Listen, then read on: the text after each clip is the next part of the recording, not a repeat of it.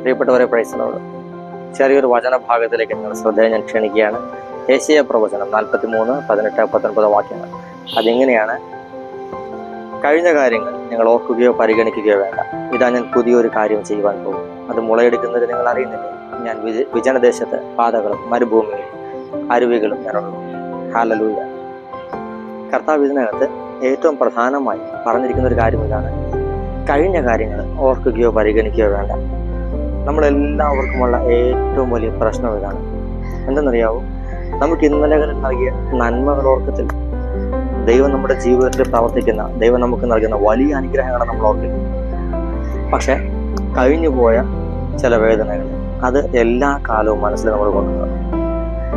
നിന്റെ ജീവിതത്തിൽ ദൈവം നിനക്ക് പുതിയൊരു പ്രവൃത്തി ചെയ്യുന്നത് കാണാൻ നീ ആഗ്രഹിക്കുന്നുണ്ടെങ്കിൽ ആദ്യം വേണ്ടത് കഴിഞ്ഞത് മറക്കണം. അത് ഓർത്തിരിക്കേണ്ട ആവശ്യമില്ല. അത് പരിഗണനയിൽ കൊണ്ടുവരേണ്ട കാര്യം പോലുമല്ല.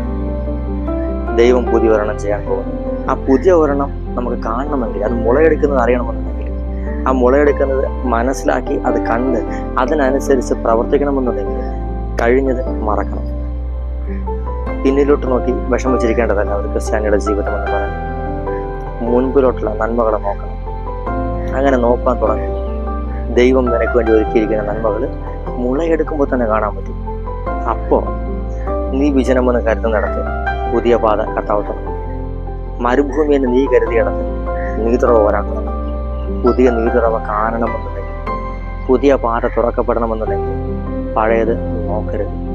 ദൈവം ഇസ്രായേൽക്കാരെ ഈജിപ്തിൽ നിന്ന് പുറത്തേക്ക് കൊണ്ടുവന്നപ്പോൾ ദൈവം ചെയ്തൊരു കാര്യം ഇതാണ്: ഇസ്രായേൽക്കാരെ പുറകിലോട്ട് നോക്കി ഫറവോയും സൈന്യവും വരുന്നത് കണ്ട് ചെങ്കടലിന് മുന്നിൽ അവർ ഭയന്നു. ദൈവം പറഞ്ഞു, പുറകിലോട്ട് നോക്കണ്ട, അവർ നിന്റെ വിഷയമല്ല.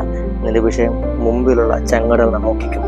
നീ അതിനെ നോക്കിക്കൊണ്ടിരിക്കേ എന്നെനിക്ക് വേണ്ടി വഴി തുറക്കും. നിന്റെ മുമ്പിൽ പ്രശ്നമുണ്ടെന്നുണ്ടെങ്കിൽ ഭാരപ്പെടേണ്ട, നീ അങ്ങോട്ട് തന്നെ നോക്കിക്കും.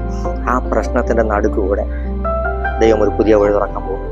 അത് മുളയെടുക്കുന്നതിന് കാണാം. കർത്താവിന്റെ കാര്യം നമ്മളോട് കൂടെ ഇരിക്കട്ടെ. യേശുവിന്റെ നാമത്തിൽ.